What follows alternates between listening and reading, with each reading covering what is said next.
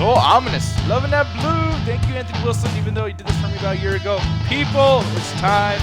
I had to happen, right? No, it is time for the MCA Ringside Hangout. We are here again, and you're on camera finally. That's awesome. Yeah, I'm wearing my AJ Styles shirt, so I'm going to show it off a little bit. Why are you wearing that shirt? Gotta support the boy. Why does he want to support AJ? Oh, wait, I forgot. This guy's also a dick rider for that guy, too. Oh, shit. Phenomenal. My shirt's in my car. Oh, I know. And your gloves, too. Don't you have the gloves? Yeah, they're somewhere. Yeah, they're right next to the rest of my sex toys. But no, people, this is MCA Ringside Hangout, where we hang out at Ringside. We do SmackDown reactions and Raw reactions, etc. Fridays we do a little bit more of a wrestling, just fuck around, talk shit thing. But no, today I kind of understood it because when there's a big deal, like for instance that John Cena versus Randy Orton unification match, they showed like the titles. We know what the titles look like. And he had all the wrestlers in the ring to be like, hey, like even Daniel Bryan was there. That was that time people like took over the audience and said like, oh, Daniel Bryan, yes. Even back then, I was like, we know what they look like. Yeah, and it bothered me too. In this case, I'm like, Money in the Bank briefcase.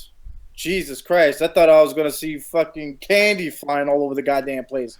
You know what I'm saying? In comparison to what we had to deal with like last night and the last couple of weeks, it's like at least it wasn't no like fake actors coming out there like I used to date Bailey, but she was a cunt. And then the whole fucking promo became null and void when James Ellsworth started opening his mouth with the whole mansplaining shit. I was like, I'm done. I was like, I'm gone. I was like, this is already gonna be a shit show for me. It was so very little. It didn't bother me. I don't know. Like Trey, do you think the James Ellsworth thing was very annoying, or was it kind of like?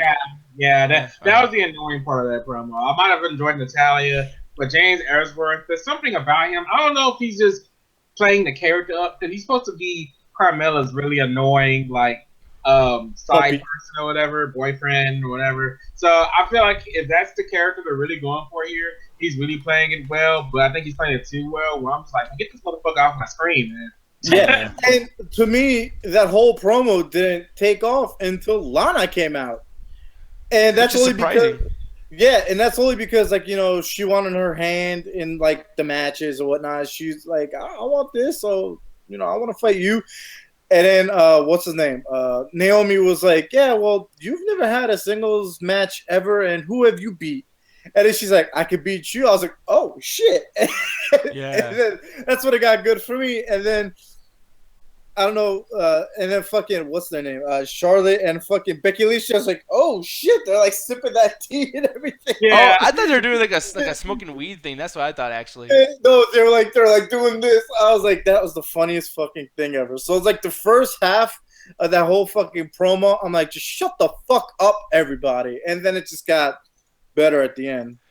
Yeah, no, I mean, I really liked the way it became because for one, I didn't see Lana coming out. That was actually a legitimate surprise, and the crowd actually gave her kind of a response. To be for some reason, I thought it was Emelina coming out. I was like, what the fuck is this? Yeah, I thought it was gonna be Eva Marie. I was gonna be really fucking upset if it was Eva Marie. I mean, I know technically she's not even on contract now. I think something happened recently. I was about to say, is she gone? Yeah, I think she's legit gone now. But I mean, something in my brain was like, oh fuck her. I'm like, oh wait, no, fuck her too. God damn it, like But I mean, it's just one of those things. It just happens. But no, next thing I want to bring up over here is Mojo Rawley. Apparently a push in the works, but we'll get into how that's not the case later on because I was excited. I wrote this in the whole layout thing, and then it was like, oh shit, something else happened that really pissed me off. But anyways, his whole like Andre the Giant Battle Royal thing. Do you think that that's kind of like ruining the Battle Royal thing a little bit? Like it's almost like an inside joke, like, shit doesn't matter. Like for me, it's just every time I see it, I'm just laughing at it. I really don't think it's mattered for the past 4 years.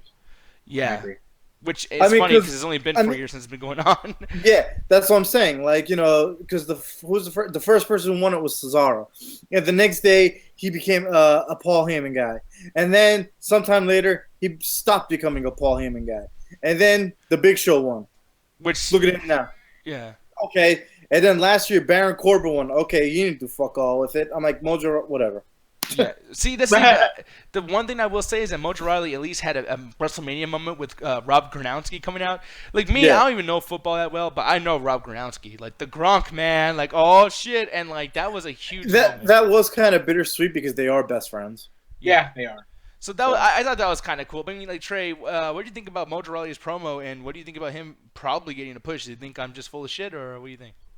Man, dude, when he did that promo, I immediately thought of you, Nick, because on the past SmackDown shows, we've been bringing that up. We want to under Battle Royale. They're not doing nothing with him, literally nothing, and they addressed that. And I thought it was awesome because it was like, man, I want to under Battle Royale. Like, I thought this was going to jump my career. But look, like, I'm the only person on this roster who's actually defeated Jinder Mahal here. Like, why am I not being used? And I thought that was awesome, man. No, because it was like a shoe promo without having to go so insane with it, like pipe bomb eyes. It was just like being legit. It was just like, no, listen, dude, like storylines, whatever, but like I haven't been on the fucking show. It's perfect, man. You know? It was really perfect. But in terms of what actually happened, and we'll get into that now, actually, because for one, why is there a feud with him and Randy Orton, Jinder Mahal going on, and yet there's no Randy Orton? I mean, maybe I missed something. I had to leave a couple times. He was there. He did a backstage segment. Yeah, he did a backstage thing, though. Okay, see, I didn't see it. Now, what did he do backstage, actually? Like, can you bring me up? Nothing. Nothing? Just spoke. Nothing. Just spoke, yeah. Was it a good promo, at least? Was it like, I'm going to beat your fucking ass? Like, I mean, anything really intense? Or No, so basically what happened was that, you know, because he was on Table for 3 this past week, I think, yesterday, I think it was. Oh, okay. And he pretty much referenced that, for the past week or so, I've got a couple phone calls from a few legends, like including my dad, Cowboy Bob Orton, Ric Flair, and he named someone else, and they're like saying, he's like, they gave me some advice, and they told me, you know what, let Jinder keep running his mouth, or they said some shit, and he's like, and that's what I'm gonna do. I'm like, good on you, fuck off. Yeah, I mean, that's awful, but at the same time, I'm like, you know what though, that is a realistic approach. I mean, like just yeah, I mean, we all know what's gonna happen. Randy Orton's gonna fuck them all up, so whatever. But that's the thing is like, okay, so the whole Mojo Rawley thing, to go back on that, Jinder Mahal beat him in very fast fashion. But here's the thing, there was a huge obviousness with the whole like Seen brothers helping them get the win. I'm thinking, man, this could be a really big deal. Like, what if Randy Orton and Mojo had to like team up together, and then somehow Zack Ryder joins them in this like 6-man fight? Zack Ryder. Wait, am I saying it right? Zack Ryder. Okay, because I think I almost feel like Zack Snyder. Yeah, Zack Snyder. Zack Ryder's not wrestling because his daughter died. So that's awful, right? No, but but no, I think Zack Ryder though, him coming over there, that'll be a great push for him to be involved with Randy Orton and Jinder Mahal in the storyline if he comes back in that sense, because I think he is on his way back. And then also Mojo Rawley, what if he turns heel on Zack, or what if he joins the new Punjabi fucking cabinet, whatever the fuck that shit's called. Like. Yeah, he's kind of the wrong skin tone and the wrong heritage for that, bro. No, I know that, but it's just one of those things. Like, someone has like the legacy thing. It's like they have one Samoan and 3 fucking regular dudes. Like, it's just I feel like Mojo will be like the one guy out. Well, I really think that they should just build him up a little bit and have him go after Kevin Owens for the United States title. Yeah, maybe that too. And God, Kevin Owens and Mojo Rawley, that'd be a hard-hitting bout, man. That'd be nice. Yeah. Like, they should just do that because Kevin Owens, he says like he's the new face of the United States, but he ain't doing shit with it. Yeah, and actually, I'm going to go ahead and put it on this right here, like, beat the Booker-wise, because I'm going to just ask you guys for anything. Is there any storyline on the show that you wish you had the creative, duties of? Because for me, I really want to push Mojo Rawley so much. I have so many ideas for Mojo Rawley. But, like, what about you guys? Like, is it AJ Styles? Is it, Kevin Owens? Like, who would you want to push a certain direction? My thing is Mojo Rawley. Really? Because Okay. I think I brought this up before on Be the Booker, where because when I heard the promo tonight, it reminded me of the Being the Booker thing I did a couple of months ago, where I said this was a perfect opportunity. This was a perfect opportunity for them to build Mojo Rawley to be a superstar, and they still can do that because we don't know how many months it's going to be until Zack Ryder comes back. So I think it's still a good time for them to build him up as a legitimate superstar. And then when Zack Ryder comes back, they act like they're friends, just do the hype brothers and everything. And then Zack Ryder ends up attacking Mojo Rawley because he'd find it unfair that, Mojo Rawley did stuff that he couldn't do, and he's been in WWE for like what? He just celebrated 10 years, if I remember correctly, in the WWE. So I just find it interesting if they actually go that route. Like I would love to see a Mojo Rawley Zack Ryder feud built up seriously. Like I don't want no R-Truth Goldust shit. I don't want comedic shit or anything like that. I just want to see a legit feud between Mojo and Zack Ryder. And I've seen Zack Ryder get furious. Like, remember his feud with Johnny Laurinaitis and everybody, like, Dolph Ziggler, etc. Zack Ryder can be a not woo woo woo. He can be a bad motherfucker. Like, if they just give him the opportunity to do so. I think it would be awesome. So, I mean, him and Mojo Rawley, I would love to see something out of. But Hovig, how about you? Like, who would you want to like push in a certain way, direction wise, like storyline wise, and what would the storyline be? Probably Baron Corbin. Really? Yeah. Yeah. What would you do with him, man? I would definitely push him more towards the limelight. Like, for example, I would have him win the Money in the Bank, but even though that's not going to happen, it's most likely going to be Shinsuke Nakamura. Oh, cool. But I would definitely have him win the Money in the Bank, and I would have him go after Jinder Mahal. But I would not have him cash in just yet. So what I would do is I would have him go after Jinder Mahal, just like, kind of like do like a little predator prey type of thing. Kind of wear him down a bit, and what I would do is I would pull him back a bit and have someone else go after the title, and then do the old Money in the Bank shit, and then have him win eventually, and hopefully leading that into like one of the big 4 pay-per-views and see where it goes from there. But for right now, like I really think that Baron Corbin really does need some sort of push if he wants to like stay relevant as like a new monster type of character, because he could be ruthless, like as we saw today. Like, he just said "fuck you" to Nakamura and give him the end of days. So like he's unpredictable. You don't know what he's gonna do. He has a very straight face. Like, I'm gonna fuck you up. The funny thing is about WWE is that they have so many unpredictable like characters, like gimmicks and whatnot, and they don't fucking use them. Yeah, at least not unpredictably. You know what I mean? Yeah.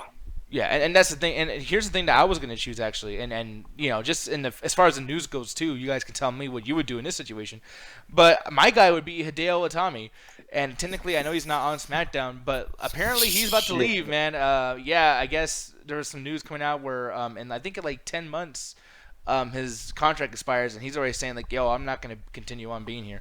So here's the thing, man.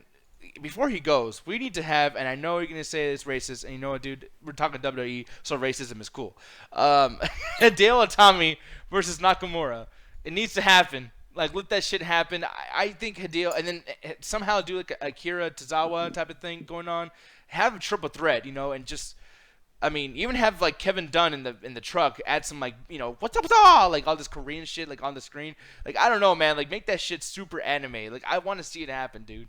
I'll give Nakamura something to do. We'll give Akira Tozawa a nice push. Nothing, y'all? You guys don't think so? You lost me at make it anime. But like, okay, respond to that. I'm just talking on my ass, but I mean, I just want them to use him now. Like, I don't want Hideo Itami's like career being in NXT, and that's it. Man, the biggest issue with Hideo Itami is that every time he got injured, he's out for like a fucking year. Yeah. Man, it's such a shame, man, because like when he first got announced coming to WWE, it was so hyped, man. Because for one, he brought in Finn Balor. Yeah, exactly. Like it was like overhyped and everything. Because like hell, even I was hyped up about it. I went back and watched his match against Seth Rollins back when he was called Tyler Black, and he had that awesome special move, God's Last Gift. I love that move. But I was like, man, it got me hyped up for him. I couldn't wait to see how he was gonna be in the NXT, but then he just kept getting injured over and over again.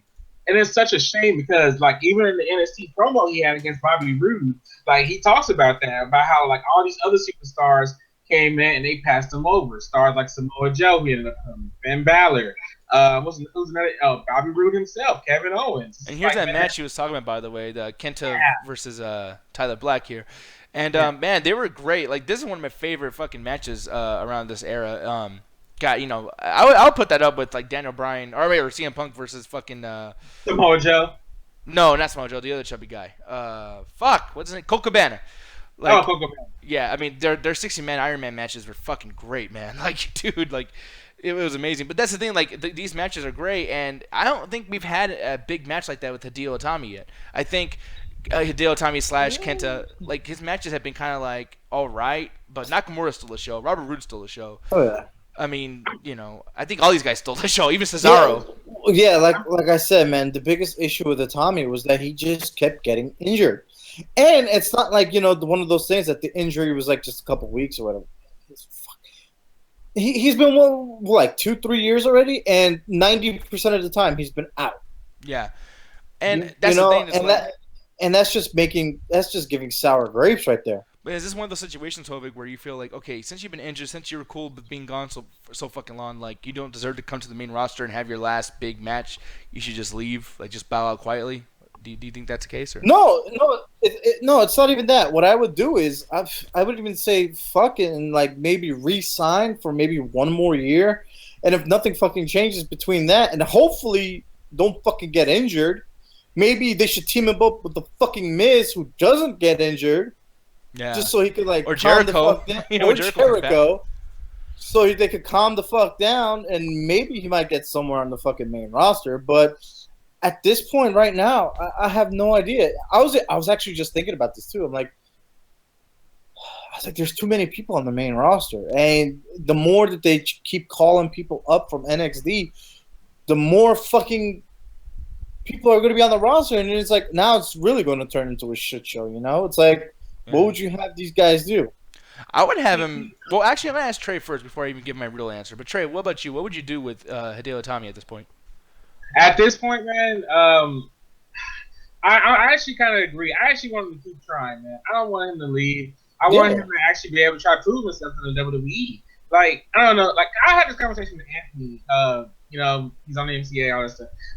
On Saturday, and I was talking about, man, I wish NXT was his own brand because Hobart brings up a good point. Like, they're taking all the NXT superstars. I mean, there was a time NXT was just dead. It was dry. I didn't even care about it anymore because they took all the good superstars away from there. And now they're being treated bad on the main roster. Like, I wish NXT had its own thing because I'm sure, like, Hideo Itami jumping up to the main roster that quick, like, even though he only has 10 months on his contract, I don't think it would be a good thing. I still think he needs to build some time because here's the bad thing about this. When Hideo Itami first came in, you know, like everybody was like, he was hinting the whole go to sleep thing. You know, that was his special move. CM Punk borrowed that move from him, and then when he came back from his injury, the first time he finally did it when he came back, and that was the biggest pop I've seen him get. The biggest pop, and then he got injured again. And it was just like, man, it's just a shame for him. So yeah, I just want to see him keep trying. That's all. Yeah, it was actually kind of disappointing too, like with all his injuries, because he's a great talent, but he hasn't done shit. You know, that's the fucking problem. Matter of fact, what has he been injured on? Like, what did he get that he was injured like twice? I forgot both times. I forgot like how he got injured the first time and the second time. I'll be honest with you, because it seemed like after his first injury and he came back, it happened just like that. People were hyped up. People was like, "Yeah, he finally did to go to sleep. He finally did it." And it's like even a month or two later, he's injured again. Yeah, and that's the thing that really bothers me too. Is like I can't keep fucking giving a shit about bro. this. That shit reminds me of fucking Daniel Bryan. Every time they put him on the fucking main spot, give him the titles and shit, injured. Yeah, I mean, I don't know, but like the one thing I want to bring up too is like, this is what I'm hyped for. This is what I would do, really, because John Cena is coming back soon, right? And I feel like once he comes back, he's just gonna bother me with the whole. He's gonna interrupt everything. It's gonna be the John Cena show all over again, the same old fucking shit, right? On July 4th. Yep, and I feel like, man, wouldn't it be some cool shit if Hideo Itami comes out like, no, you lose, or some shit, because he's Japanese, or Chinese, or Asian, or Korean. But anyways, yeah, have him come back and say, hey, fuck Independence Day, I'm whooping your ass, I'm independent, whatever. They go at it, they have a big-ass feud, he beats John Cena, Hideo Itami shows he's best and the biggest franchise player of the whole fucking shit. Boom, there you go. Might drop. If he leaving WWE, do you think they would let him beat John Cena? Because the thing is, they might pull a CM Punk kind of thing where like CM Punk was actually leaving the company, but he actually re-signed. I would think that Hideo Itami would have resigned by then. Yeah, I don't know because, like I said, man, it's only in a month from now. What does John like? Honestly, so far as we're building up to when John Cena's returning on July 4th, and building up to this next pay-per-view, Money in the Bank, John Cena fits nowhere. And when John Cena comes back, it'll be after Money in the Bank. So the next pay-per-view is SummerSlam. They're already going to be like putting feuds in place, and mathematically, John Cena has nothing to do. I don't even think they're gonna do anything. I think they're just gonna bring him back because it's the 4th of July. I think what they should do is either not only Hideo Itami, but maybe Rusev. Maybe have that happen. But because John Cena, it's completely... Again? Well, dude, I mean, everything... He already fought AJ Styles. He already fought Kevin Owens. Like, no matter what, we're going to have again. He already fought AJ... Or, I already said that shit. Keep him on the TV show American Great. Maybe. Yeah. We don't want him right now. But to move on, though, man, ratings-wise, I'm going to just give my rating. This was a 3 out of 5 show. Very, very average, but not bad. It was one of those shows where it's like it was boring to an extent, but, man, like that intro, I know you were mad about the intro. I loved it. I love that intro a lot. I was glad that Lana returned. I'm glad that the writing-wise, it made sense what Lana was doing as a heel and as a newcomer. And I'm telling you, after last night, I hopes. I ended the show off with like, man, fuck tomorrow. I do not want to watch SmackDown tomorrow. And today when I turned it on, I was like, fuck, here we go. Right when that logo came up, and every single 10 minutes, I was like, oh, cool. Even the parts with fucking Brizingo and then the New Day, which shit was ridiculous. But at least it was like, you know what? You got a ridiculous tag team to do the ridiculous shit with you. You didn't bring the Usos down with it. You didn't bring down, American Alpha. You just did the stupid shit by yourselves. I liked that. Where are the American Alpha? Well, yeah, dead. I don't know what happened. They're Might as well say they're dead. Well, we needed a comedy skit with Mojo Rawley. No, I don't know, man. They needed third hour. I'm sorry. I know you guys don't want to hear that shit because everyone wants to complain about three hours. But SmackDown has a bigger roster than Raw right now, and it has half the fucking time that Raw does. Like we need another hour, another half hour, something. It needs to happen. Man, Goddamn. I could see that noose being fucking made right now. But yeah, no. So for me, 3 out of 5. Hovig, go ahead and take it away, son. Bro, this fucking show was insanely boring. It was so boring to the point where it fucking knocked me out for like 20 minutes. Man, that's why I was like so groggy. I was like, man, fuck this. Like, the Colognes were on TV, right? Which I'm actually liking them. I have no idea what happened because I was sleeping. I had to leave the house. I was passed out during that shit. I was really bored throughout this.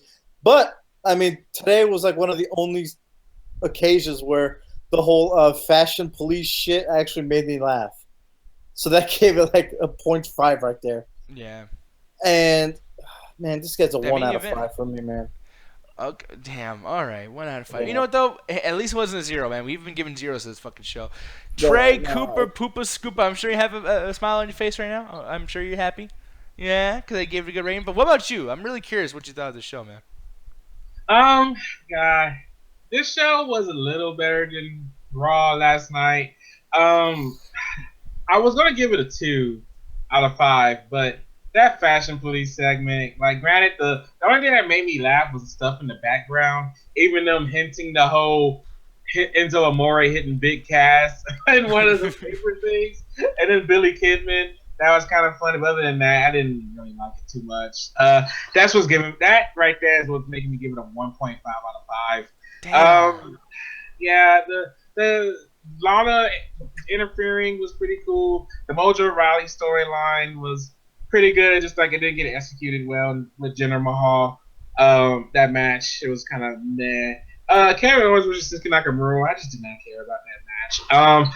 Dolph Ziggler versus AJ Styles, I liked it better than that match last week. I was actually really entertained. And the end of days Baron Corbin did to Shinsuke Nakamura at the end of the show was hype as fuck. Yeah, it was, man. I marked the fuck out. I was just like, holy shit, because the way he even did it. Like, it was just like it was He amazing. said, fuck your couch. He put some stank on that shit. He was Yeah, like, motherfucker, bam! Like, it was like it's the Matrix, because it was like a slow motion, like, bam!